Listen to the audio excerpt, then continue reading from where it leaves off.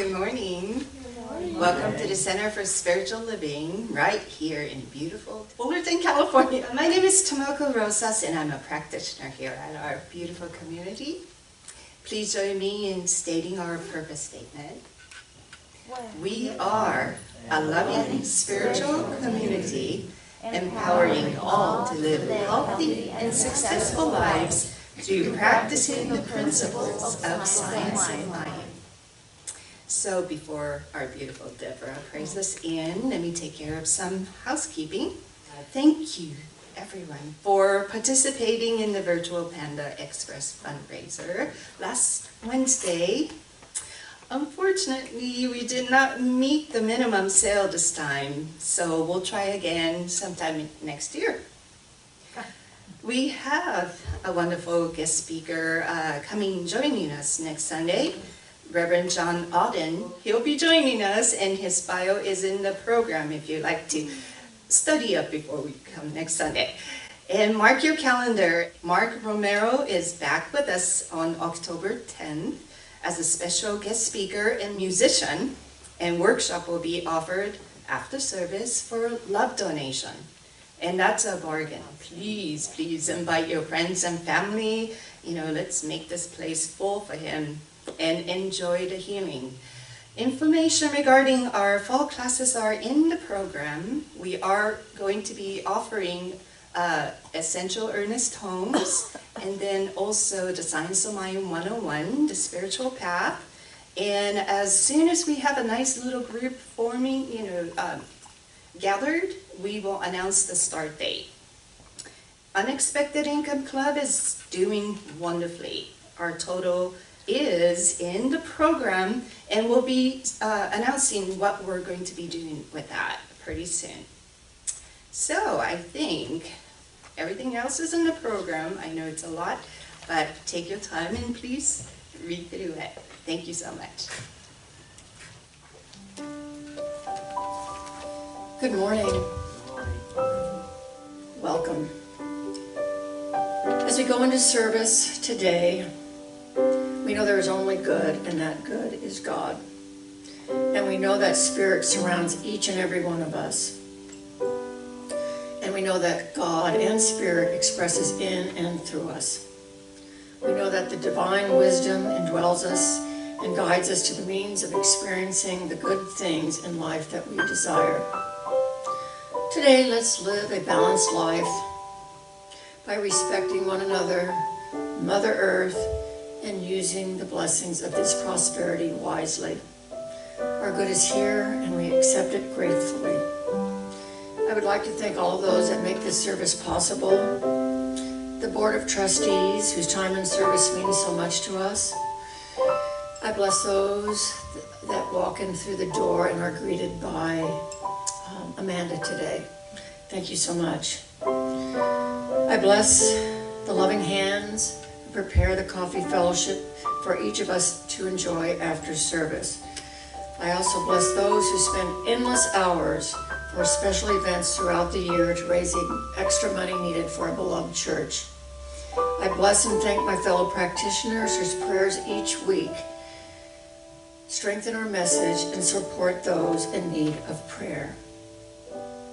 I bless the beautiful sounds of Tommy today, how lucky we are, who adds that special touch to our service.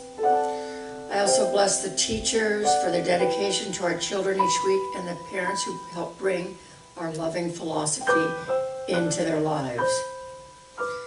And I also especially bless Reverend Dr. Bill, whose place in our church means so much to us. The message personal to each and every one of us, delivering us the message we need to hear. So I declare this service in advance a blessing for each person involved. And so it is.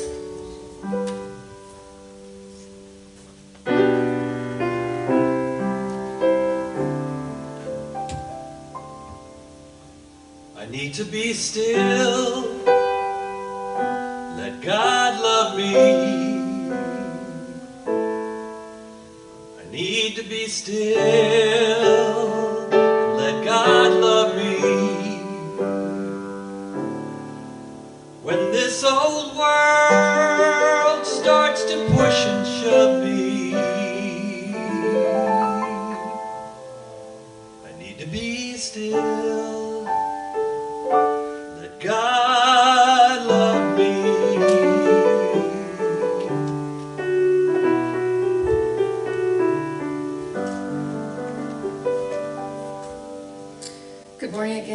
Debra McMurry, and I'm a practitioner for many years.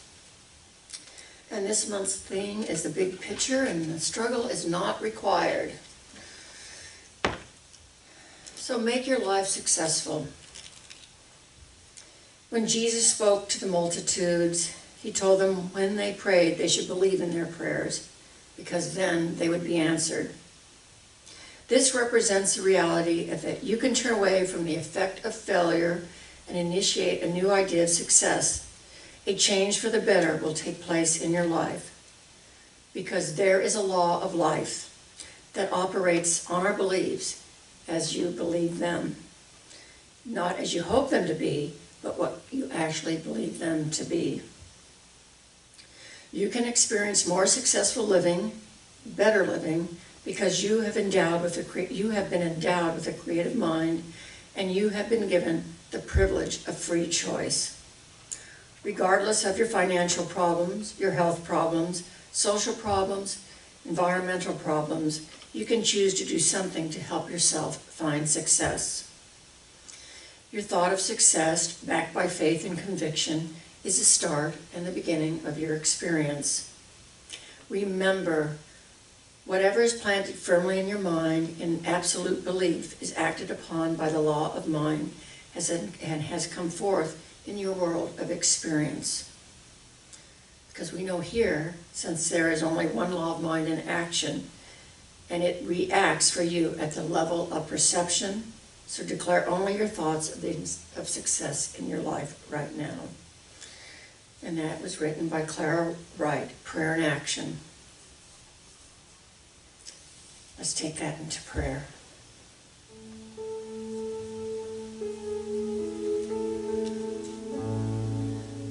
I think in everybody's prayer, we go into it with a grateful heart. So here is where we thank you for the gift of life, the opportunity of being alive here on our beautiful Mother Earth.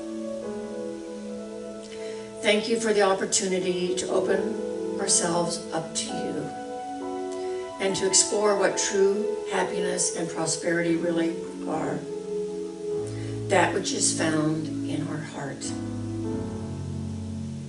Help us to quiet our active minds, to listen within to the great silence, and to affirm with faith, trust, and confidence the drawing power of our divine love, the gift to all of us as a magnet for constantly increasing supply and happiness. Yours is a universe of plenty, but it is not for the greedy or those with a closed heart. Love is forgiving. Help us to be love finders, love givers, to ourselves, to others, to those less fortunate, to life itself, to Mother Earth, and to the great Creator. Help us to walk a heart path of true prosperity, enjoying the gifts of unconditional love, healing through joining, forgiveness, compassion, kindness, generosity, creativity, and joyfulness. Help us to find ways to meet our needs that promote the vitality,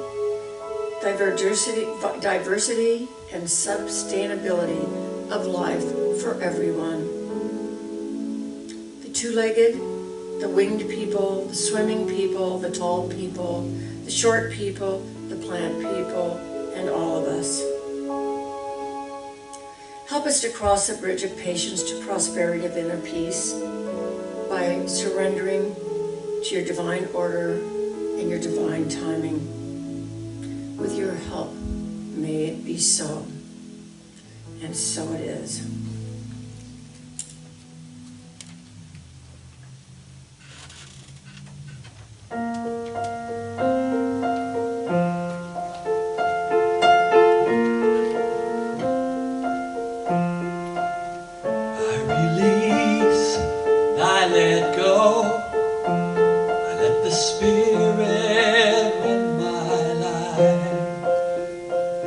Heart is open wide.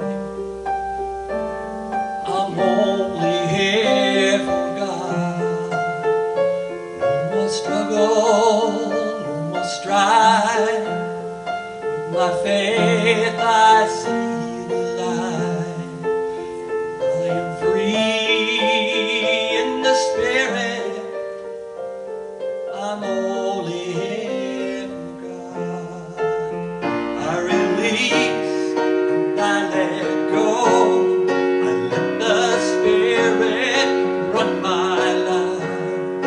And my heart is open wide. Yes, I'm only here for God. No more trouble, no more strife. With my faith I see the light. I am free in spirit. I'm only here for God. I am free in spirit. Yes, I'm only here for God. I'm only here for God. I'm only here for God.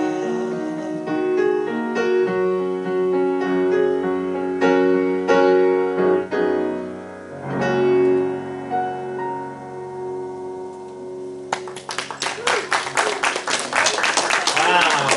Tommy Cosentino.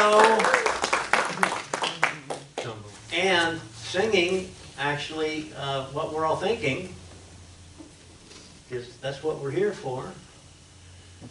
Good morning. Morning. So, the overarching theme is still the big picture. And part of that big picture is this: struggle not required.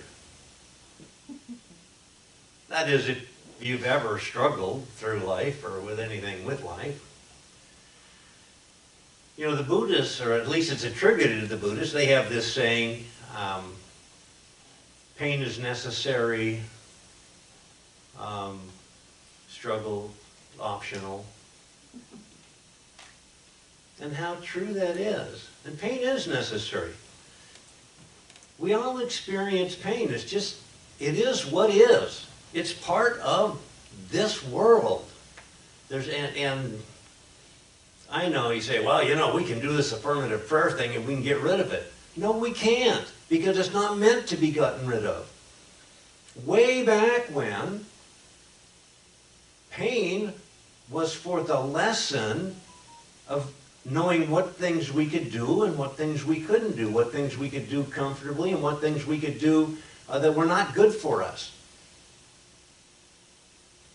So, if you touched that hot iron once, it brought some pain, and with it, it brought the lesson. Don't touch hot irons. If you touch the hot stove, same thing. If you touch the hot kettle or pot or pan, same thing. I mean, there's a lesson there. Now, if you remember back the first time, anybody not touch something hot somewhere along the line and get that lesson? But remember back, when you touched it, it hurt. Yeah. You had pain. What you did with it after that is on you. Okay? If I took that pain and I went and sat in the corner and said, oh my God, what's wrong with me? Why did I do that? This is hurting so bad. The universe is just against me. Well, the universe isn't against us. The universe is for us. And it brought us that lesson in a relatively easy way that we can deal with it. We can get our hand chopped off. So we could have had much harder lessons, but it came to us pretty, in a benign fashion. And yet, those things are so obvious and they're so blatant and they're just so in your face. But we go through, millions of things all the time that essentially work the same way, only it's not necessarily the physical pain that we're dealing with here. You ever had somebody say or do something that made you feel bad? Part of the time, they did it on purpose.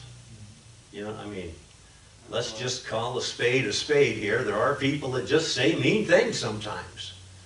Out of their own fear and insecurity, by the way, and that's a subject for later. But many, many, many times somebody says or does something that makes us feel bad or gives us disappointment or hurt, and it's totally unintentional. And either way, once that thing is said or done, we've had that pain impinge upon us, we felt the pain. If we walk away after that and walk around still suffering from that, that's on us. We don't have to do that. We have to experience what the world brings to us. That's why, and this is a subject for another time also, that we go into affirmative prayer so much, because we want to direct the way the world presents itself to us. But still in all, there's going to be times when we have something that causes us pain. But we don't have to accept the suffering. The suffering is a choice. And in every instant, between the pain and the reaction, there's just a tiny, tiny, tiny little space. And it's during that space that if we have done our spiritual practice of non-suffering, that we can avoid carrying all that forward from that instant. We don't have to take it with us. There's a story about the Zen monk who was trying to meditate in the monastery, but you know, sometimes he could hear the breathing and maybe sounds coming from some of the other monks, and it would disturb his meditation. Or sometimes, you know, a door would close or a footstep, and he just couldn't meditate. It just wasn't working for him. So he took it outside, and he went out into the nice, calm forest. And don't you know those pesky birds flying by and the critters running through the leaves, rustling them up all the time, just interrupted his meditation. So he's trying to figure out what to do, and he comes upon this little still lake.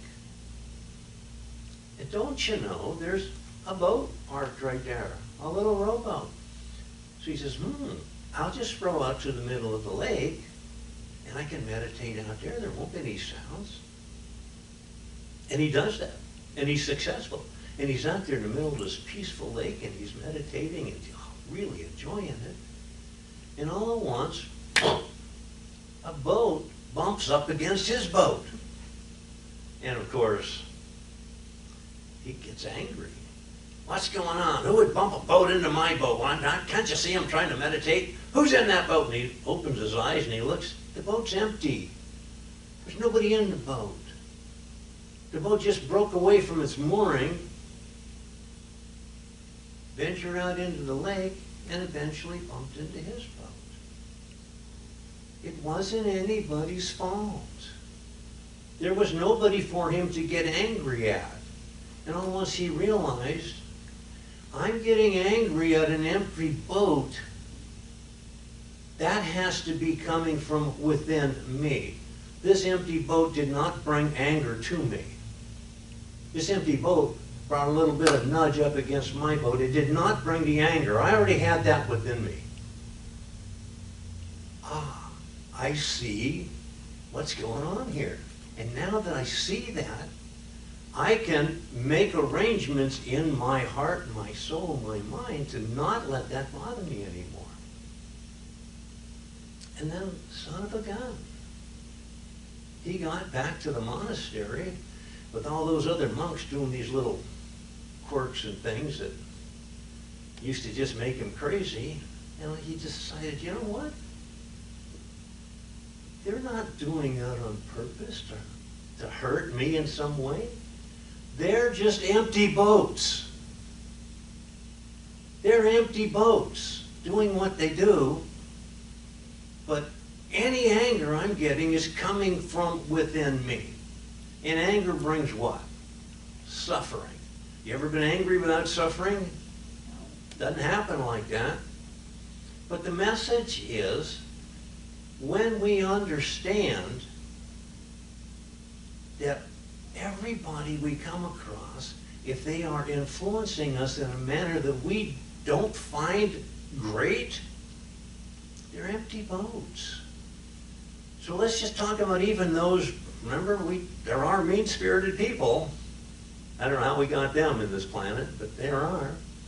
Even they are empty boats, because when they're saying or thinking or doing something that's untoward toward us, that's not on us. They're doing it out of that same fear and insecurity that all not good things come from. So if we just say, oh, I know they did it on purpose, but the fact is they really are an empty boat. And I'm the one who's providing the anger. They're providing the stimulus, I'm providing the anger. I don't want to do that. So every time I get the pain, if I can just work on growing it out a little tiny, microscopic little piece of space in there before the response, pretty soon I can get that space to be large enough where I know that I'm making the choice. Because we are making the choice. We're making the choice to suffer from things that happen to us. We just don't know it. It's happening subconsciously. But if we can bring that into our consciousness, now we can defense against it.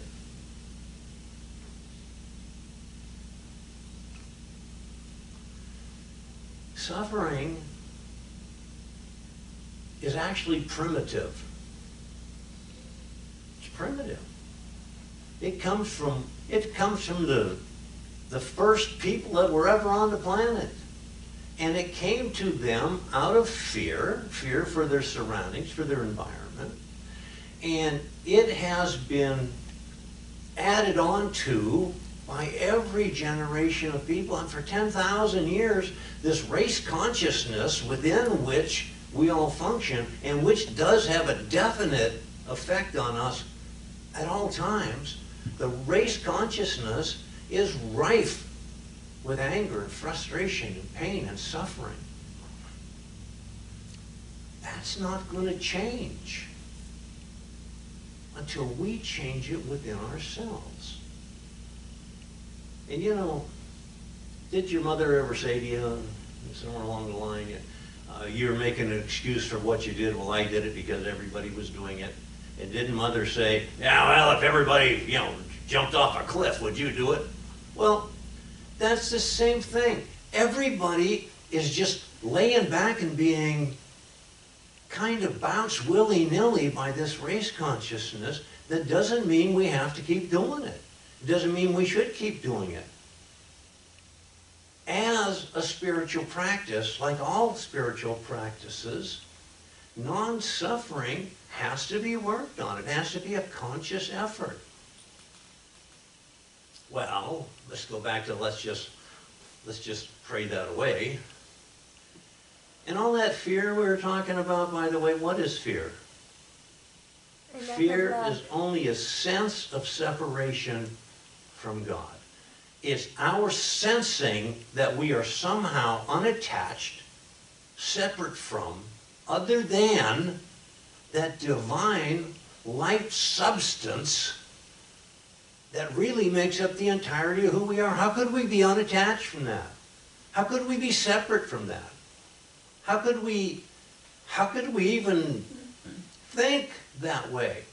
We think that way because the primitive fears got built upon and built upon and built upon. And today, don't we have, God, we got so much more than what the generation before us and before that, and before that, and before that. We got so much more. And guess what that brings? That brings that many more opportunities for things to happen to us to give us the choice to choose between fear and anger, or choose non-suffering. So, back to the thing, why can't we pray it all away? You've heard of Satchel Paige? Satchel Paige was a black ball player back, God, almost 100 years now. Not that I'm old enough, I wasn't at the first game. But he was a pitcher in the Negro League at the time, because we used to have things like that. And then he went into Major League Baseball, but he said something really interesting. He said, don't pray when it's raining if you don't pray when the sun is shining. You think about that for a second. Do we do that sometimes? Don't we think of prayer as being something that we fall back on in need? When things aren't going our way? When the ball takes a bad bounce? Because isn't most prayer, conventionally speaking, in mainstream religion, isn't it for some sort of personal, I didn't say selfish, but I could have, motive, some reason? And Satchel Paige, so many years ago, totally and completely uneducated, said, hey, don't pray when it's raining if you don't pray in the sunshine. Because our lives are a prayer. We are born from prayer. And every thought, every word, every deed that we do is a prayer going out into the world. So if we're not consciously controlling that which we pray for, that which we affirm to be, whose fault is that? You know, we had the 10 Commandments. We talked about them, a couple of good ones, and a handful of rules written by men, for men, from that old patriarchal society. And then we had the master teacher, Jesus, with his 2 commandments, right? Love God, love your neighbor, like yourself. We actually have a couple of commandments in religious science. Sometimes we just don't think of them that way all the time. Science of mind, we have 2 commandments. The first commandment is love. It's a verb. Love, that's our first commandment. Do everything we do from love.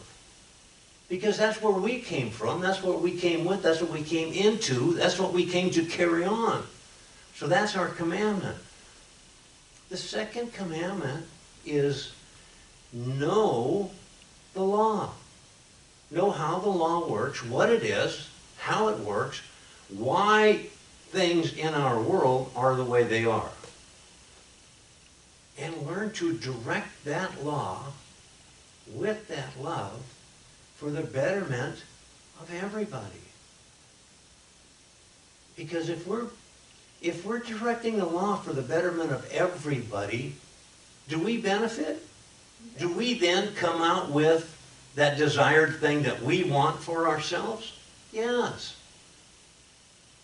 But if we're saying those affirmative prayers, that's what we call them, right? If we're saying them just for ourselves and thinking that nobody else in the world is going to be effective, we're not thinking right. That's not really science of mind. That's science of my use of the mind, maybe, but not total science of mind. So, at one point, some weeks back, I talked about if we could personify God, put God right here, and God could speak our language, English, in the manner in which we speak it, and we'd say to God, God, how can I please you? How can I do this? How can I make this right? Well, a long time ago, evidently, somebody thought God would say, well, sacrifice me a goat, or maybe a virgin, or your firstborn. Hello? We're getting back to that superstition thing, right? people out of fear for the world around them, for their own environment, just made up stories about why things are the way they are. But they always made up these personal stories out of fear for what's going on. We know better, I hope. Haven't we come a long way in that regard? We don't sacrifice these things and people anymore.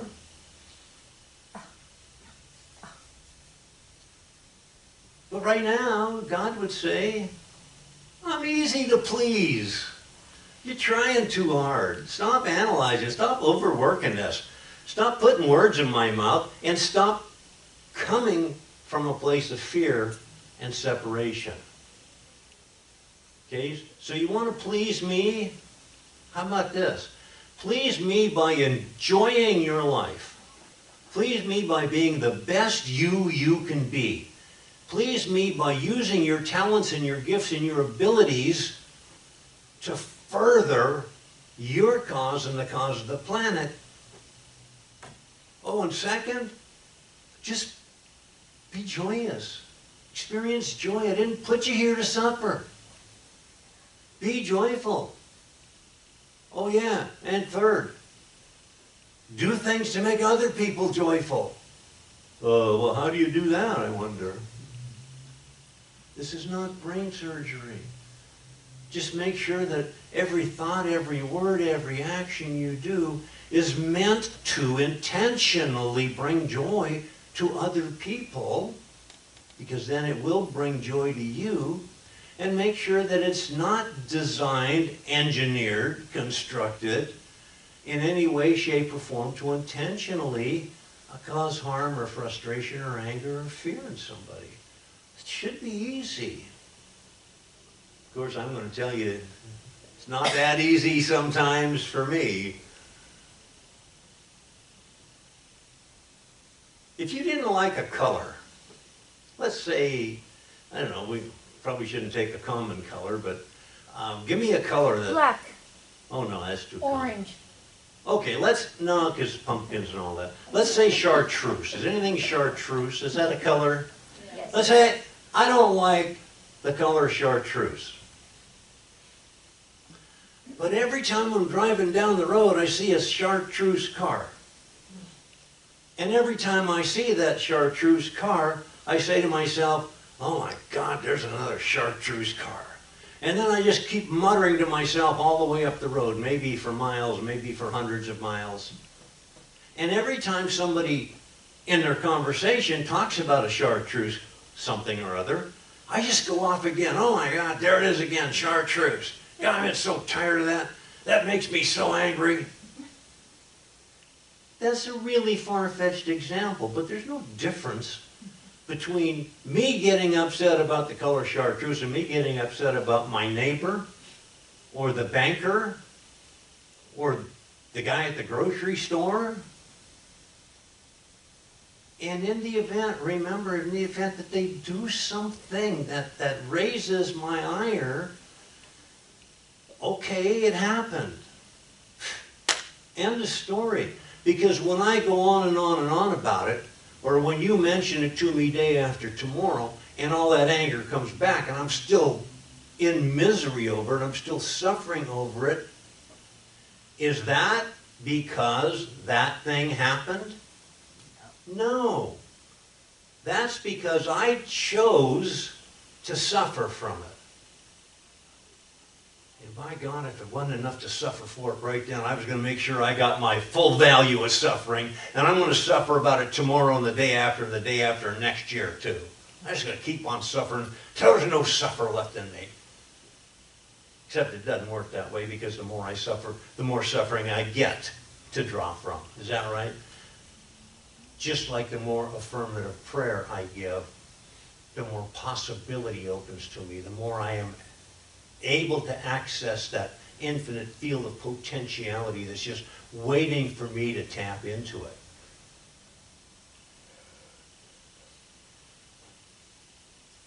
Sometimes we're not always happy with just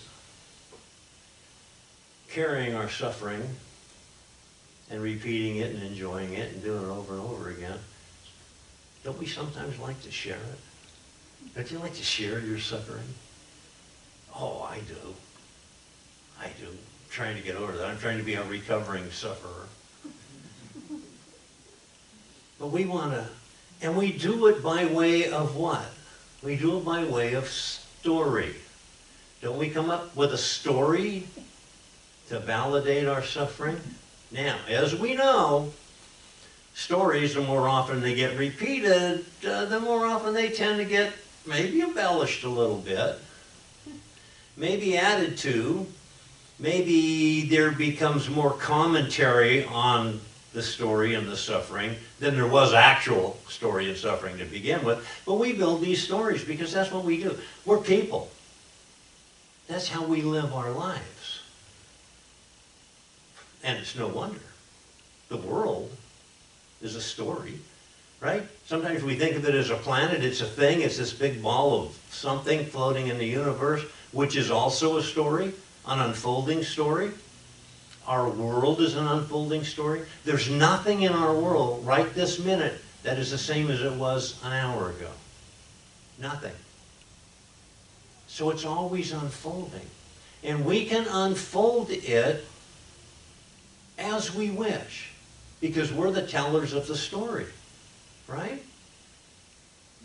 So if I'm telling the story, and I'm doing that every day with every thought, every word, every action, if I'm telling my story, I can either tell it as a redemptive story or a contaminant story. Isn't that right? My story, I get to tell it how I want. I can get to tell it from a redemption point of view where everything that happens to me is an effort, something on the part of the universe to allow myself a chance to redeem anything that I might be leaving behind that I should be taking with me. That's of a divine, life-giving nature. Or I can say no. Everything that happens to me just contaminates my world. And everything that happens, every second, every time something happens, everything that happens is neutral. It's neutral. It just happens. It just is what is. We give it value. We say whether it's good or whether it's not. So if we have that choice, why wouldn't we just default to good rather than to not? Does anybody know anybody who defaults to not good? Of course we do. Anybody know anybody who defaults to, oh, it's all good, it's working out? Yes, we know them too. And we get to choose which one we're going to be. Now, if somebody comes up to me and says, you know, Bill, you're kind of a, well, I don't know, you kind of do this little thing all the time and it's irritating. Well, let's forget the fact for a minute that that irritation is in that person. But I'm telling my story. And I just want to know if my story that I'm telling is the story you're getting. So then I have another person come up and say, yeah, Bill, I got this little niggling thing about what you do. You know, it's just, yeah. And I say, no, I don't do that. It's not me. I don't do that.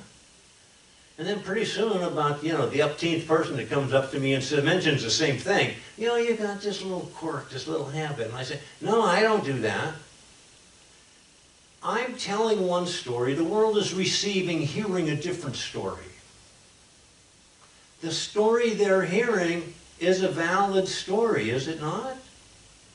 And they're trying to say back to me, I think this could be something you could work on, you know, and you would be more, I don't know, more well-liked by us, more better taken by us. And I'm saying, no, I don't do that. No, but all of them are saying, yeah. I'm denying the story that I'm putting out there.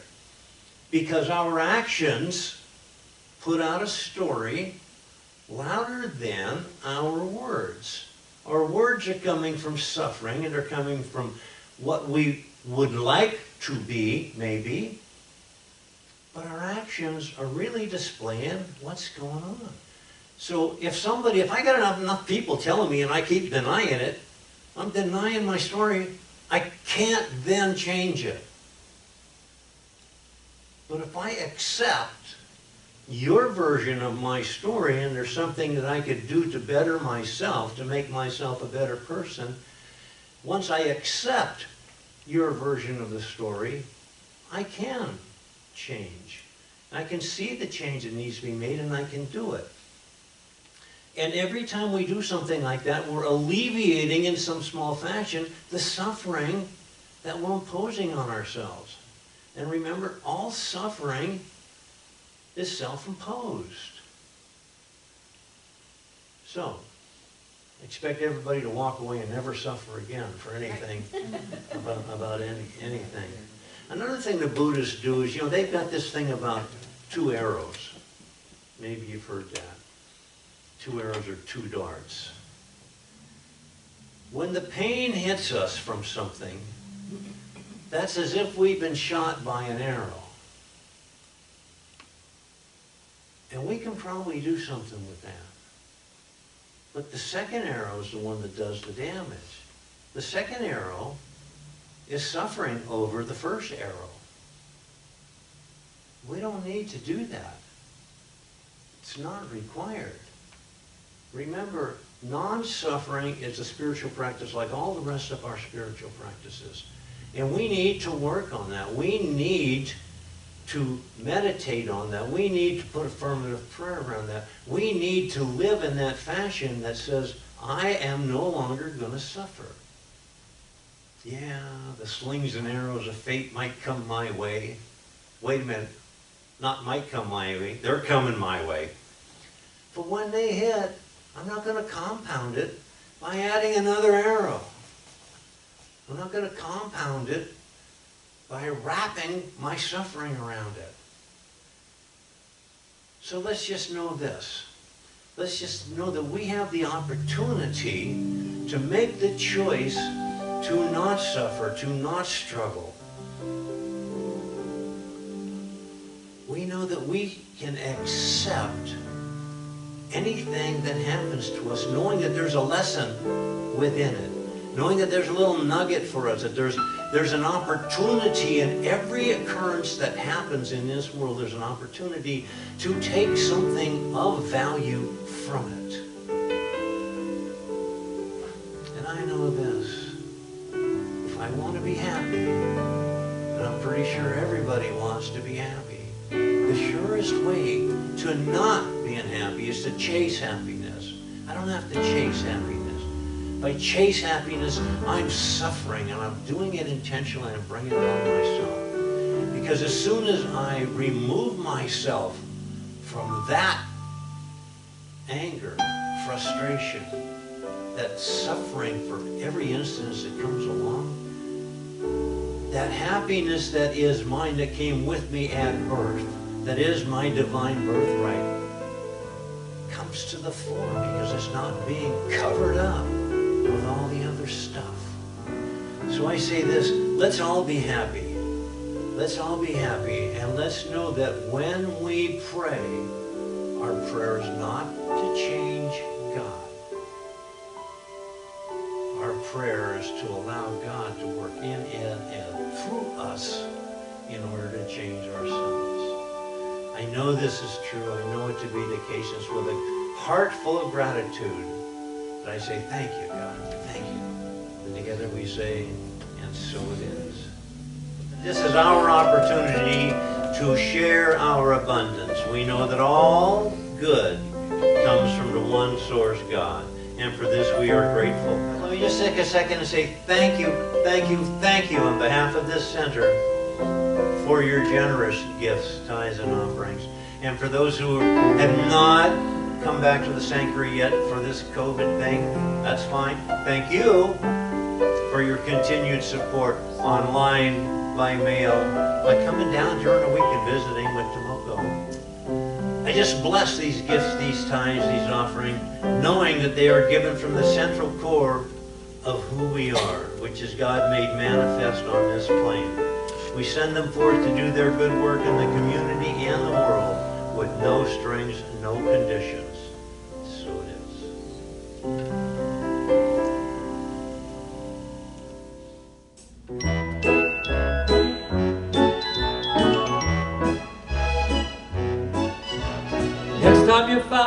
with your chin on the ground. There's a lot to be learned, so look around. Just what makes that little old ant think he'll move that rubber tree plant? Anyone knows an ant can't move a rubber tree plant, but he has high hopes. He has high hope. He's got high apple pie in the sky. So anytime you're getting low, instead of letting go, just remember that ant. Oops, there goes another rubber tree plant. Oops, there goes another rubber tree plant. When trouble calls and your back's to the wall, there's a lot to be learned. That wall could fall. Once there was a silly old ram, thought he'd punch a hole in a dam. No one could make that ram scram. He kept butting that dam 'cause he's got high hopes. He has high hope. He's got high apple pie in the sky. Oh, so anytime you're feeling sad, instead of feeling bad, just remember that ram. Oops, there goes another kilowatt dam. High hopes, high hope, high apple pie in the sky. Hope a problem's just a toy balloon. It'll be bursting soon. It's just bound to go pop. Oops, there goes another problem, kerplop. Oops, there goes another problem, kerplop, kerplop. Great choice of song. All right, let's just go together. Something wonderful is happening through me right now. Something wonderful is happening through me right now. It's this thing called life. It's this thing called life. It's this thing called love. It's this thing called love. It's this thing called non-suffering. It's this thing called non-suffering. I feel it in my bones. I feel it in my bones. I feel it in my heart and my soul. I feel it in my heart and my soul. I accept it. I accept it. Thank you, God, in me. Thank